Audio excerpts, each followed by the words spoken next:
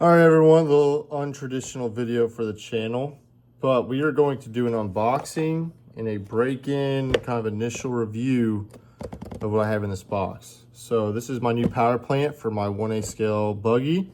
This is the OS MAX-B21 or B21 Max.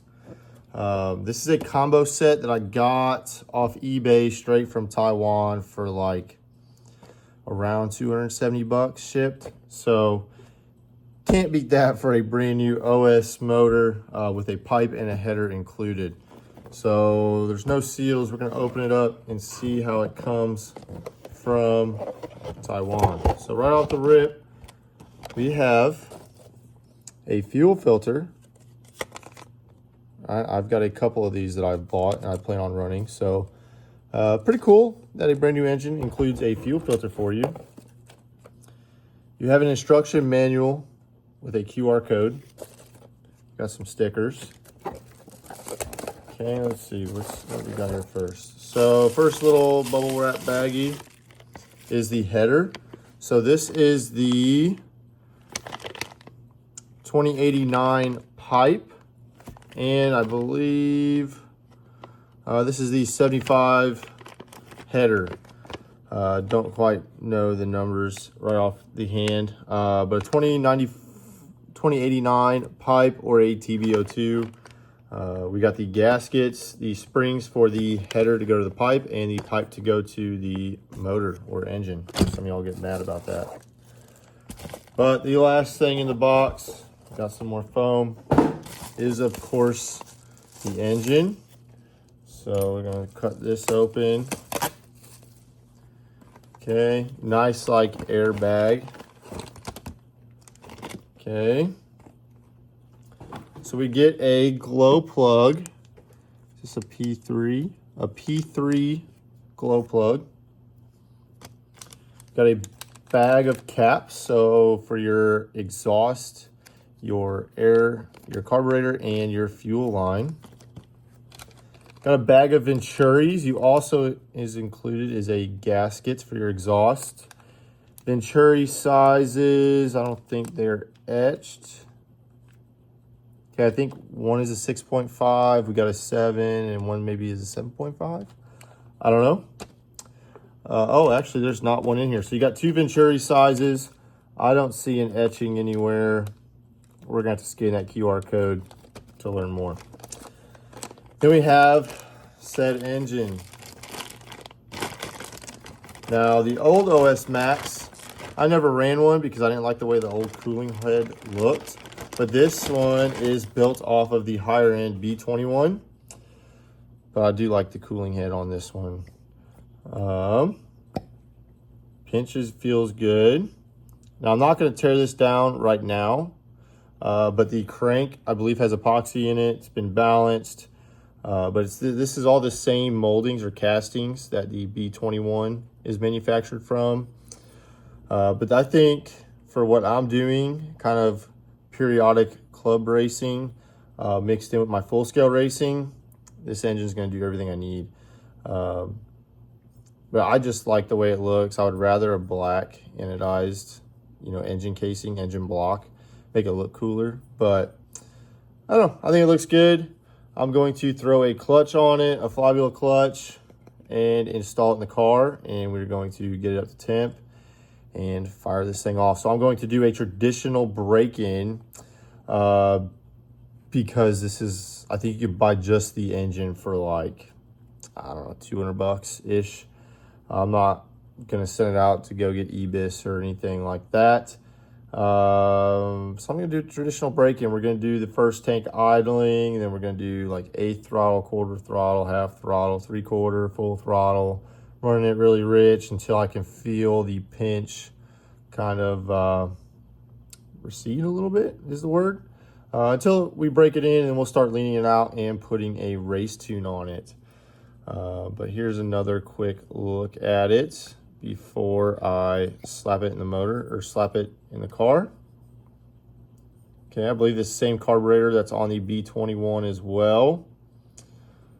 So yeah, let's get this thing in the car. We're gonna clock our throttle. We're gonna clock our fuel line here, clock the carburetor, and get it squared away. So that is the OS B21 Max. Alrighty, so we fast forward a day. We're getting ready to preheat this motor. And I know you know how to start them. You're armed and ready. Motor, yeah. How do you start them? How do you start it? Yeah, all right, hang on. Let's get it warmed up first, and then we'll have you do it, okay? Sweet.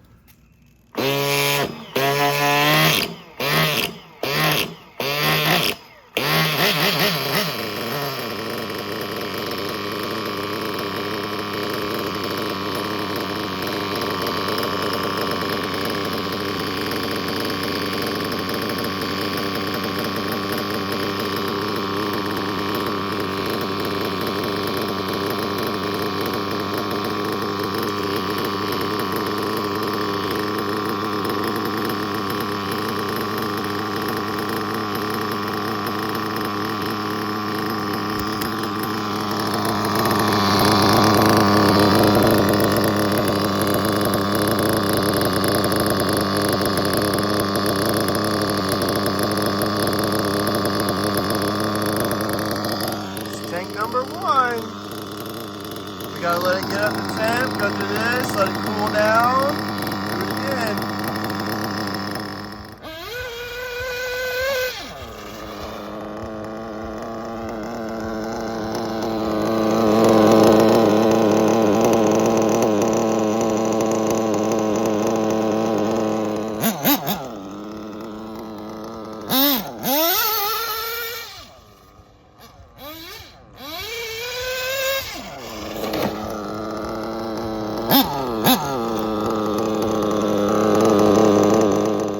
All right, did the first club race, did the break-in on this OS Max B21. For under $300, I am thoroughly impressed with this thing. So let me pop this shell off and we'll take a look at it a little bit better. So I've been out of like serious RC racing for some time. I just kind of refused to get as serious as I was with all these 50 off sponsorships and all the stupid bullshit that's killing RC. So I have forgotten what pipe numbers and headers that I used to be like, oh, this is for a short track. Oh, this is for a long track. Whatever this shit is, works pretty good on that little 10 scale, 8 scale track. I mean, I was still conservative on the tune running it rich because we're just now at a half gallon. And I did a traditional break-in. I didn't do no EBIS. I didn't do anything. Like, I broke it in old school way, I guess. Whatever this pipe combo, this, what is it, a 2089? Yep. And then this 75 millimeter header, it worked good. The motor ran flawless. In the first heat race, I went a little aggressive on tune, you know, and it came back at like 267. I was like, all right, we're gonna crank this thing back. But I noticed no performance issues. It ran, it screamed, it was good. So I fattened it up, and the second heat came back at like 216, 219-ish. And I was like, all right, we're like right on the money. The bottom end was a little fat today. I could have gotten more aggressive with it. But as y'all saw in that video, it was very close. I could have leaned it up maybe a tick more to raise the idle up a little bit. But on track, it helped tremendously. Not blowing the tires off, kind of having a little bit of a fatter bottom end. Now, the main event, I went 10 minutes on one tank of gas. And I had my pit guy, Jimmy from Classic RC Company right there. Also the sponsor on the full scale car. Jimmy pit for me, had my fuel gun in there. And it took 100 cc's of fuel in 10 minutes. Now, caveat to that, I did have, I think it was my right front tire coming unglued, and so I was kind of babying it. Like, we'd go full throttle about halfway down the straightaway, and I'd ease out of it and I'd let it coast. So I was like in major fuel conservative mode, but also I didn't want that foam to go ejectocito because I noticed it peeling apart like 2 minutes into a 15-minute main. And then by lap 10, it was just flopping everywhere, ballooning like crazy. And then I just held on. Did I say lap 10 or minute 10? By 10 minutes, it was going crazy. I came in for a pit, maybe ran 2 more laps, and then the foam ejected out of it. And I was like, all right, we're going to call it a day. And at that point, I was running third, started fifth. Just getting used to the new Serpent car. I haven't driven this car and I haven't driven this engine. But the engine came back after I ejectocitoed the foam at about, again, 210 to 215. So I think we were spot on the tune. I think traditionally, once they like kind of break in, they get a little rich. I think that's kind of why I saw my temps dropping throughout the day. Is because it's kind of getting a little more rich. But anyways, I think this is going to be a screamer. We'll see how many gallons we get out of it before we do bearings in a pinch. So far, I'm half a gallon in. Initial thoughts and impressions, because I just came off in OS 80 Adam Drake edition 2 or 3 was in my Techno that I had or whatever. I would not spend the money that you would spend on an 83. I would rather just spend it on this OS MAX-B21. You could buy 2 of them for the price of one of those 83s. And I would definitely do so. Have one as a backup for whatever reason, or just have 2 motors. And I don't know. I'm blown away because I've driven some cheap engines in my RC career, especially growing up as a kid. I mean, I've driven some junk because I couldn't afford anything. And now I can afford the nice engines. I'm still running and choosing to run this OS B21. So that should say something, right? I came from the 82 or 83, whatever motor I had. And I still chose to get this cheaper engine, and I am blown away by it. So just to kind of recap, break-in process. I don't know if I grabbed a lot of videos. I idled one tank. The next tank, after I let it cool down at bottom dead center to full ambient air temp, I've warmed it back up. I ran another tank, quarter throttle. Again, bottom dead center, fully cooled down. Third tank, quarter to half. Okay, did that tank. What are we now? Fourth tank, half to 3/4, and I slowly worked my way up a quarter. So like by 5th or 6th tank, I was doing short full throttle runs, trying to maintain temperature. It was super, super hard to get this thing to stay above 180 during the break-in. Majority of the break-in was probably around 150 because I struggled. I mean, I had the head warmer on. I had to keep plugging it in. So we'll see what that does with the break-in process.